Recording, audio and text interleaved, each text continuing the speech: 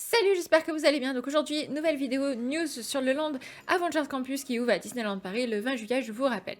Si vous n'êtes pas au courant, les passes annuels Infinity et Magic Plus y ont accès avant, sous réserve de réservation le 30 juin. Si vous n'êtes pas au courant, je vous mets la vidéo dans la description et la vidéo qui s'affiche en fiche juste maintenant. Donc la vidéo news parce que nous avons enfin les menus des deux restaurants qui vont ouvrir dans ce land qui viennent de tomber et donc je voulais voir avec vous les menus. Donc la première annonce par contre que nous avons eue, c'est que le Walt Disney Studio va changer au niveau des horaires et il va fermer plus tard. Il va fermer maintenant le parc à 21h. Par contre, le Avengers Campus ouvrira de 9h30 à 22h30. Mais par contre, si vous faites attention, on perd le moment de magie en plus de 8h30 à 9h30 qu'il y avait dans le parc Walt Disney Studios. Apparemment, il va disparaître parce qu'il ne s'affiche plus, vu que c'est l'Avengers Campus maintenant qui s'affiche. Donc, est-ce que le moment de magie en plus va totalement disparaître de Walt Disney Studios pour l'instant? C'est pas officiel, mais je pense, vu qu'il ne s'affiche plus, je pense que voilà. Mais en tout cas, déjà, c'est une bonne nouvelle que le Walt Disney Studio va fermer plus tard à 21h parce que c'est vrai que 19h c'était super tôt pour un parc et le 22h30 pour Avengers Campus, oui, vu qu'il y a des restaurants, voilà, parce que je me suis dit, s'il ferme à 19h avec les restaurants, ça allait être un peu compliqué. Donc là, c'est une excellente nouvelle déjà là-dessus.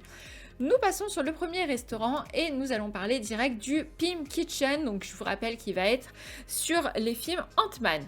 Donc je vous remonte les quelques photos que nous avions eues déjà en avant-première, je vous en avais parlé dans nos précédentes vidéos.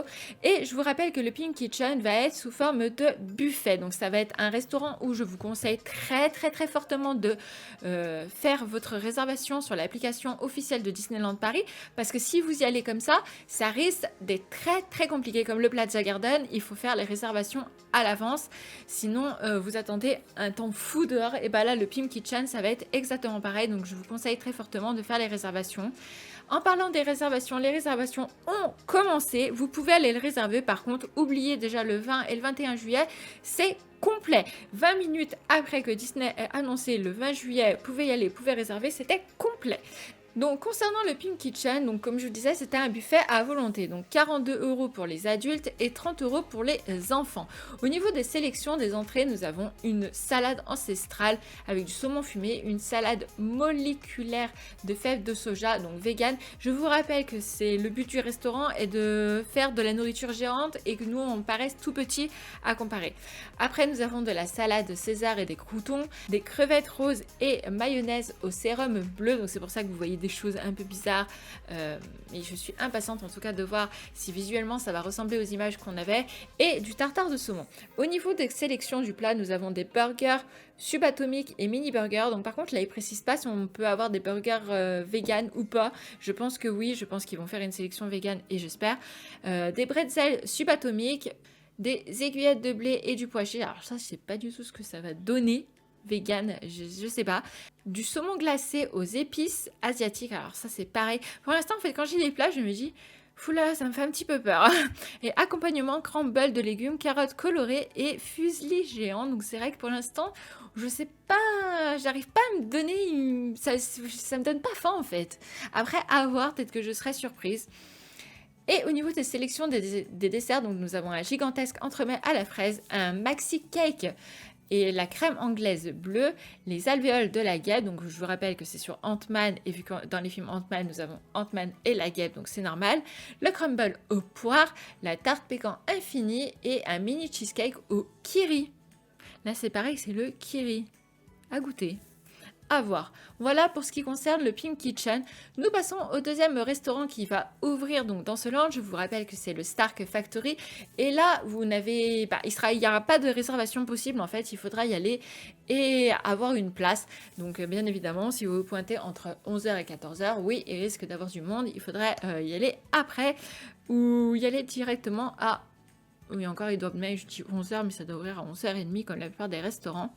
Donc ça, c'est déjà la photo de l'extérieur qu'on avait eue. Ça, c'est une photo de l'intérieur. Donc le Stark Factory, c'est une usine en fait de Iron Man, de Tony Stark en fait. Donc on va avoir vraiment l'impression d'être dans une usine et ça se voit sur cette image.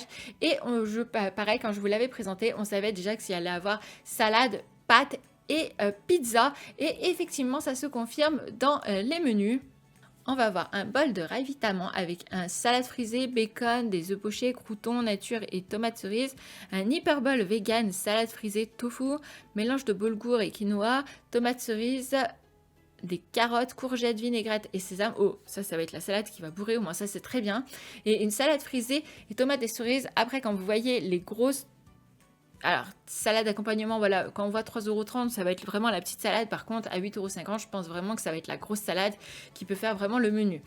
Après, nous avons les pizzas. Donc, il va y avoir une pizza au jambon, une pizza au stracciatella et une pizza aux 4 saisons. Donc, après, à voir. Mais 14 € la pizza, j'espère vraiment que ça va pas être une petite pizza. Je m'attends à une pizza conséquente parce que 14 €, à voir après. Et au niveau des pâtes, nous allons avoir des macaronis aux sauces de parmesan, des trivelli sauce bolognaise et des pinettes sauce napolitaine vegan. Donc là, c'est pareil pour 13 €. J'espère que ça va être assez conséquent et qu'on va pas avoir un tout petit truc de rien du tout. Au niveau des boissons, donc là, on va avoir des innocents. Donc c'est Fafa bleu, goût chéri. Et ça, je sais pas du tout ce que ça va donner. On peut également avoir une demi-pizza au choix pour 7 €. Donc ça, c'est bien par contre qu'ils ont mis ça si on veut faire une partie pizza et rajouter voilà, la petite salade à 3,50 €. Moi, ça, je pense que ça peut être un bon compromis. Des tomates cerises pour 2,80 € par contre. 2,80 €, j'espère qu'on va pas avoir 4 cerises qui se courent après. Hein. Un mini Babybel bio à 2,30 €, c'est abusé clairement. Et une purée de pommes, donc c'est les compotes là, 2,30 €, ça aussi, ça fait mal. Et ensuite, au niveau des desserts, nous avons le gâteau du tonnerre, donc qui représente Thor, bien évidemment. Entremets au caramel, chocolat au lait. Oh, par contre, ça doit être... Oh, ça donne envie, ça. Ça donne très envie. Une salade de fruits et un yaourt à la grecque. Donc après, à voir, mais c'est vrai que ce restaurant, déjà, quand je le lis, bah, je suis beaucoup plus attirée par le Stark Factory que par le Pink Kitchen. Après, vous me direz, vous, ce que vous en pensez. En tout cas, j'espère que cette découverte de menu va vous plaire. Vous me direz si, quel restaurant vous attire le plus et lequel vous voulez découvrir en premier. Je vous fais d'énormes bisous et à très bientôt.